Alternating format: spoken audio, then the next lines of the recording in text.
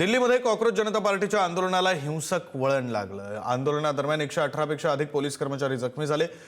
Special CP अर्थात special commissioner of police, joint CP, डीसीपींसह महिला पोलीस जखमी झालेले आहेत। दिल्लीतील जंतर मंतरवर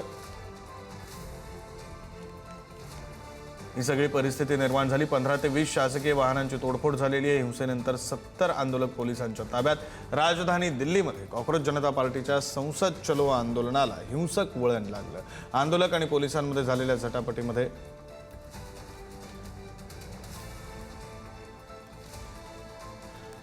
आपले प्रतिनिधी शिवाजी काळे फोन लाईनवरून जोडले गेलेले आहेत। या संदर्भातले सविस्तर तपशील देतील शिवाजी।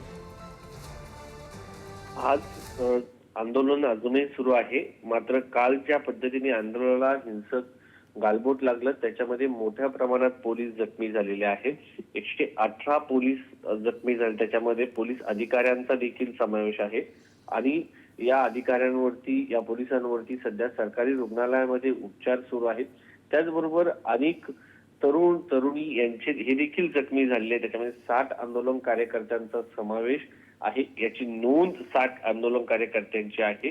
सरकारी रुग्णालयामध्ये उपचाराची त्याच्यापेक्षाही अधिक जे लोक आहेत ते देखील याच्यामध्ये आंदोलक जखमी झालेले आहेत।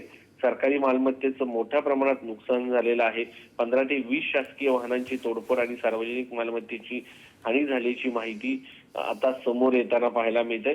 आणि एकंदरीत जर पाहिलं गेलं तर काही आंदोलकांवरती गुन्हे देखील दाखल करण्यात आलेले आहे। भारतीय न्याय संहिता याच्यानुसार कलमांतर्गत त्यांच्यावरती गुन्हे देखील दाखल करण्यात आलेले आहे। एकंदरीत जर पाहिलं गेलं तर आंदोलनामध्ये 118हून अधिक पोलीस कर्मचारी जखमी झालेत आणि 60 आंदोलनकर्ते ही जखमी झालेत। त्यांच्यावरती सरकारी रुग्णालयामध्ये उपचार सुरू आहे। आंदोलन आजही सुरू असल्यानं आज देखील हे आंदोलन कशा पद्धतीने पुढे जातं हे पाहणं महत्वाचं आहे, कारण आंदोलनामध्ये हे हिंसक आंदोलन झाल्यामुळे देशाचं मोठं नुकसान होताना पाहायला मिळतंय।